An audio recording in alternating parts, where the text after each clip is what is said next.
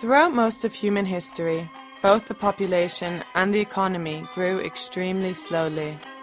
Beginning in the middle of the 18th century, population growth began to pick up. With the Industrial Revolution beginning in the 1820s, the economy began to grow as well. As we entered the fossil fuel age, cheap energy from coal and then from oil multiplied the energy available per person by 5 and then by 12 times. Suddenly, we had the power to transform the world as never before. However, the 20th century eclipsed everything that came before. In the last 100 years, the world's population has quadrupled. Industrial output has grown 40 times. The global economy has expanded 16-fold. Fish catch 35 times. CO2 emissions increased 13 times, while the blue whale population decreased 99.75%. At an average growth rate of 3%, the size of the economy doubles every 23 years. Double the resources, double the cars, double the emissions.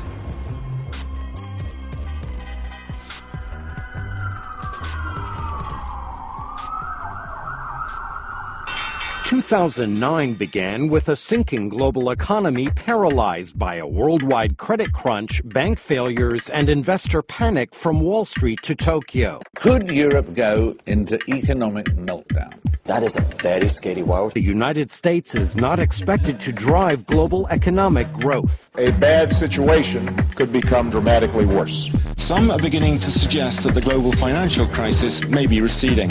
A huge surge in jobs is being predicted in 2010 as the economy bounces back from the financial crisis. We have gone to economic war, and the euro won't survive that economic war. A bad situation could become dramatically worse.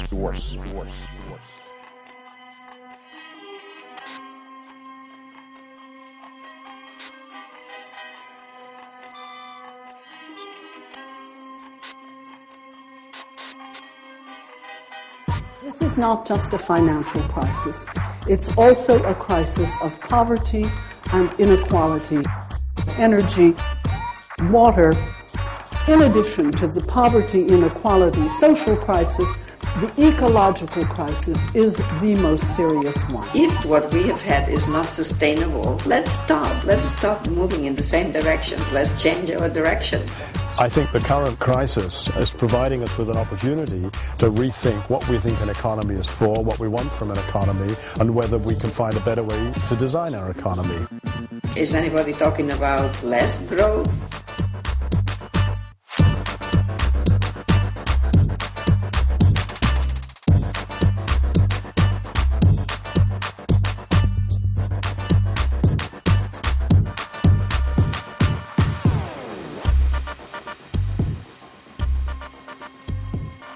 Less degrowth. No politician would dream of saying, I'm now going to start having negative growth, or even I'm going to stop growth. History does show that you need to have economic growth before you have job growth. Everybody's getting very worried that the economy is not going to grow much next year. Even as we rescue this economy, we must work to rebuild it stronger than before. Stronger than before. To be against economic growth, in my opinion, is not only stupid, it's criminal and possibly evil. The opening of Europe's biggest urban shopping mall in West London. A building spanning 43 acres built across 9 London postcodes at a cost of $3 billion, 280 shops, 50 restaurants and valet parking. Recession? What recession? We'll never run out of anything. We can't run out of anything. Right. So what you're saying is that the economy is sort of like being on a bike. If you don't keep going forward, you fall off. But what are we going forward into? It's not about going backwards or getting off the bike, but finding new directions of movement. The whole idea of growth without limit, with no end in view, beyond the process itself, has become a very dubiously sustainable project for us to live on. The entire concept of growth is a hoax. Because what is the meaning of growth? If my wife is a housewife, a good housewife, there will be no growth. But suppose if tomorrow she becomes a prostitute, then immediately money will be flowing and there will be growth. The importance of the economy should not be placed on growing, but on producing the most well-being. Currently, our economic system is saying we want to grow on a finite planet, which is called committing mass suicide. Most of the benefits of economic growth over the last 30 years have been concentrated in the hands of the top 10-20% of the population. So the economy's got bigger, but the income and wealth have become more unequally distributed. We believe that markets can lead us forward and drive progress. It's clearly taking the place of religion, and that most of our moral decisions are framed simply by, is the price the right price? I think the first step that needs to be taken to make sure economics is about maintaining life and renewing life on this planet, the life of humans, human communities, and all other species. La décroissance, c'est d'abord un slogan, et donc c'est absurde décroître pour décroître.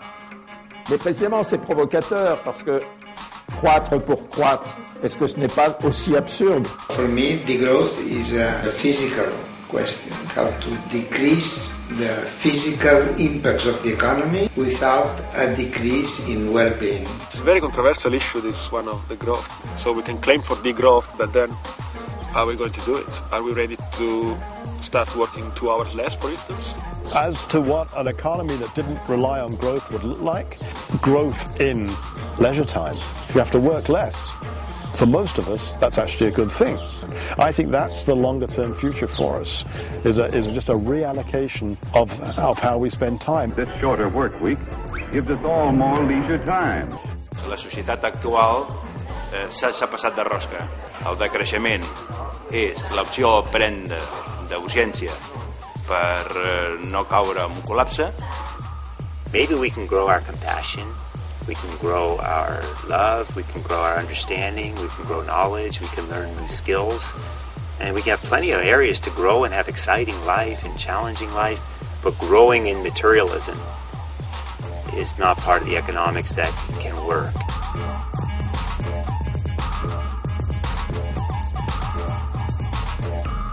This is making a lot of sense, but I still don't get what it will actually look like for me, my family, and friends. Will I lose my job? It looks like a lot of things that are happening right now.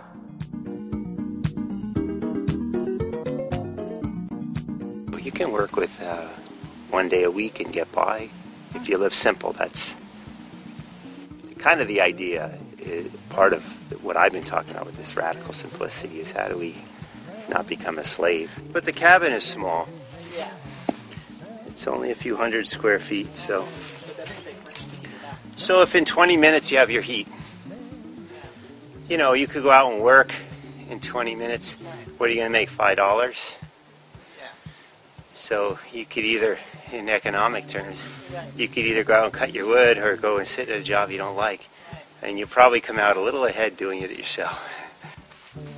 Like many Americans, I had this dream of, more or less, I guess, some part of the American dream, and studied engineering. Started actually working on military, electronics, kind of climbed the corporate ladder. I didn't really realize at the time, but I was basically an arms dealer. So I started having a lot of doubt with what I was doing. I said my life has to work for something better. What would happen if 6 to 7 billion people lived like me? Could it be sustained? I began asking myself that question.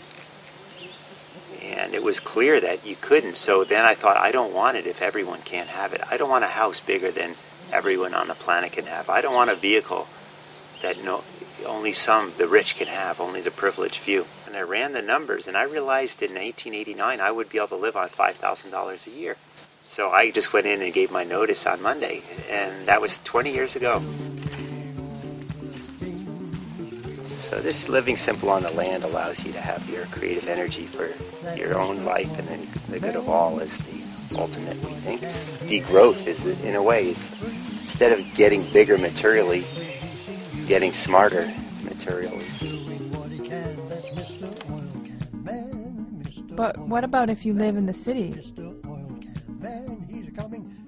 Green Goddess Joan is an example to us all. What a magnificent example Joan Pick is to us all. Joan's example left me with not only the realisation that I have much to learn, but also gave me numerous ideas for heading in the right direction. Oh, the article about Joan Pick was great. That's not bad, is it? Yeah. One kettleful equals one bath and tracksuit wash. Stand in this, so you save your water. And you're careful you don't splash, you see. We have to sell a whole new ethos to the world. We have to sell economy to profligates. I play the management consultant, giving people the facts essential for wise decisions. I do this by imagining the Earth as a business called Earth Enterprise. The only profitable course for the business is the idea of energy efficiency as measure and aim. I demonstrate in my own personal lifestyle how to put these principles into practice. The key thing is my electricity bill, which is £6 a month, which is nothing. My gas bill is nothing. My petrol consumption is about a few cc's a year to clean the typewriter keys. I don't cook anything, so I don't use the fridge. This is the remainder of my food for the day. I'm nearly I don't use the cooker. This is filing of scrap paper. And this is filing of useful documents. I still drink tea and coffee, which I shouldn't do, but you have to have some vices, don't you? Don't use the coffee machine anymore, really, except when I'm being really bad. So there's no waste in my diet. It means there's minimal packaging in my diet. It means there's minimal processing in my diet.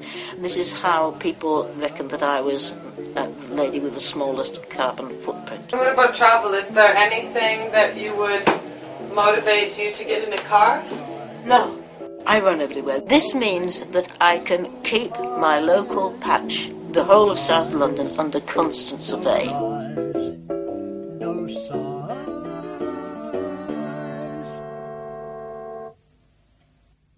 That sounds a bit extreme for me. Are people doing this on a community level?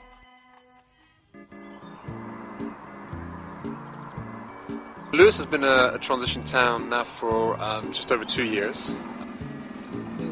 So what a transition town does is it tries to find a path from our carbon-intensive way of life that we have today and transition towards a low-carbon way of life, which will both reduce our carbon footprint and reduce our dependency on fossil fuels. It's a community response. It's asking the question, what can we do as a community?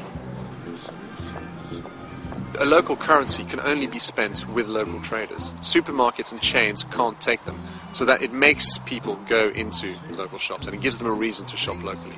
So we now have over 30,000 Lewis pounds in circulation, and we still have more in store in case people want them.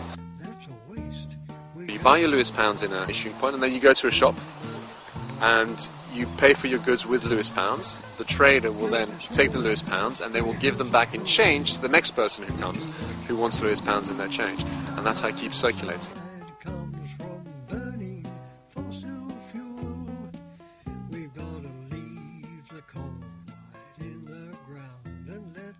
Yeah, but even if this is happening at a local level, the banks, the corporations, and the governments, they'll never buy it. You'd be surprised. Difficult times call for radical solutions. Bueno, soy Enric Durán, activista social desde hace más de 10 años.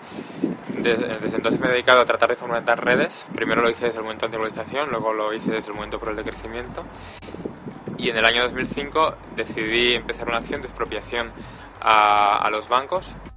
Pedí muchos créditos a hasta 39 bancos, un total de 492.000 euros, con la intención de no devolverlos y dedicarlos a alternativas al capitalismo y a criticar y crear un debate social sobre el crecimiento y a dónde nos lleva el sistema capitalista actual. Se hizo público a través de las publicaciones Crisis, luego salió la publicación Podemos, estuve 2 meses en la cárcel. El sistema de crédito necesita crecer y crecer cada vez más y por eso necesita dar cada vez más facilidades a la gente para endeudarse. Entonces, en los últimos 10 años hemos visto un exceso cada vez mayor de financiación al consumo, de tarjetas, de formas de que la gente compre sin tener ningún tipo de ahorro, y también de hipotecas cada vez más caras, fomentando un sobreendeudamiento de la gente. Desde mi acción se demostró qué descontrol hay en relación a la petición de préstamos de la gente y hasta qué punto es posible pedir muchos préstamos que sea totalmente inviable devolverlos y en cambio que se sigan consiguiendo nuevos préstamos.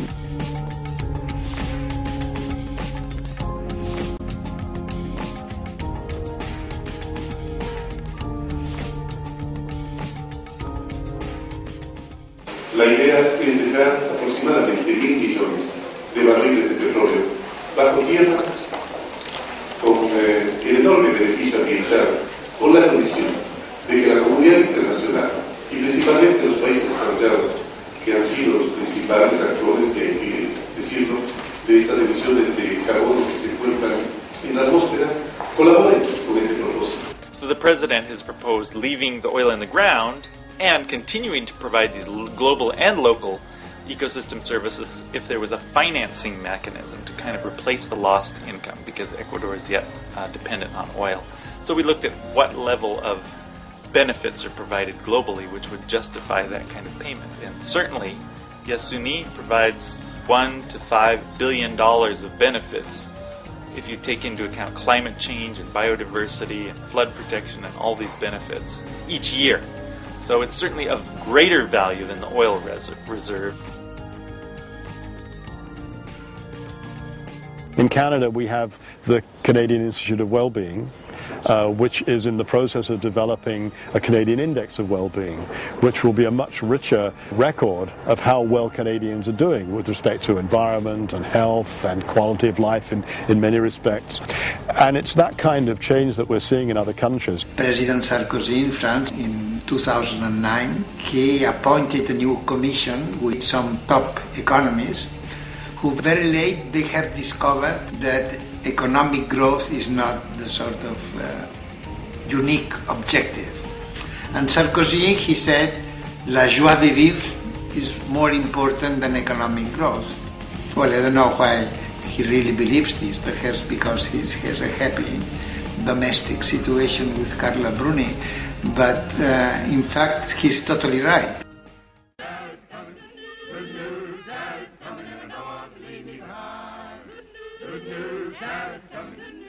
The Church of England as a whole is committed to a programme, because we are English, there's a bit of comedy in it, and I am the chairman. And the programme is called Shrink the Footprint. We have had various publications like that little pamphlet, How Many Light Bulbs Does It Take to Change a Christian? That's sort of cheerful and sensible advice. And what we're trying to say is that confronting the reality of the challenge that faces us, you can nevertheless fast for joy. You don't necessarily have to get measured up for your hair shirt. You have a lively sense of your interconnectedness with people throughout the globe, and it is possible to approach this whole challenge in a very joyful spirit. And what about the global south? Don't they need to grow? Isn't it their right? After all, the North has gotten rich off their resources.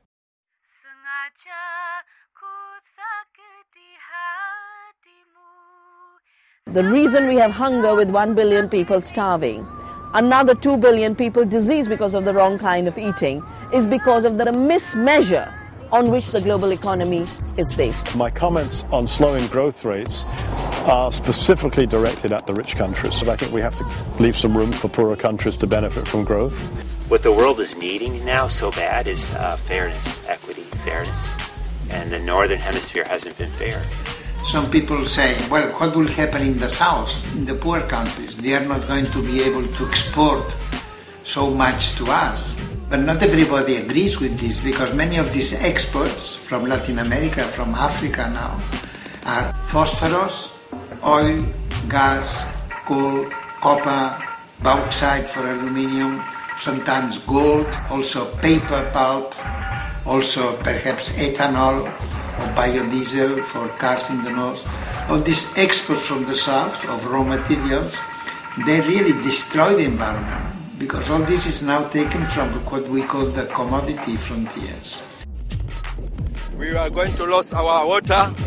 There are so many birds inside, so many animals here, and we are staying together with these animals and keeping our cattle. We are friends to this pasture, so it will be lost to our culture. Yo vengo de comunidad de lo que hablamos de la zona intangible, lo que queremos vivir, nuestra cultura, lo que queremos guardar, nuestra armonía, nuestra selva, nuestra forma de vivir, porque el país necesita mucha economía, pero nosotros como indígenas que vivimos ahora no necesitamos lo que queremos vivir, porque la naturaleza nos da para nosotros. When you mine water too fast, as Coca-Cola and Pepsi-Cola do, with 1.5 to 2 million liters per day per plant, you're going to run out of water, you're going to create water scarcity. When you start mining soil fertility, within 3-4 years you can leave soils in tropical climates desertified. When you replace the rich biodiversity we conserve out here and replace it with industrial monocultures, you lose your capacity to produce more food, contrary to the myth that industrial agriculture produces more food. I think the experience all over the world shows very clearly that growth per se does not help poverty. To actually deal with poverty, you need very clear policies and measures to be able to address it. Making sure that the benefits can be distributed, or making sure that people actually have ownership over the economic change that is happening. I once was helped by a tribal man. I wanted to give him some gift, any gift. But it took full 10 minutes to think over what he could ask for. And in the end he said, I have everything, I don't need anything. So this is a great slap to the development economy of showing that poverty, poor people are always desiring of having more, and they are unhappy, and in order to get happiness they have to gather some material goods to accumulate. There are many people in the South, environmental movements or poor people movements, who don't want to export so much. What they want is to keep their own territory, and they are allies, these environmentalists of the poor or environmental justice movements in the South. They are the main allies of the economic degrowth movement in the North. We want growth, but we are going to reinvent it so that it's going to be both inclusive and it's going to be environmentally benign. And I believe it's possible for us to do. So, where do we go from here? You're in a balloon. There's a lot of ballast there. You throw it over the side and the balloon rises.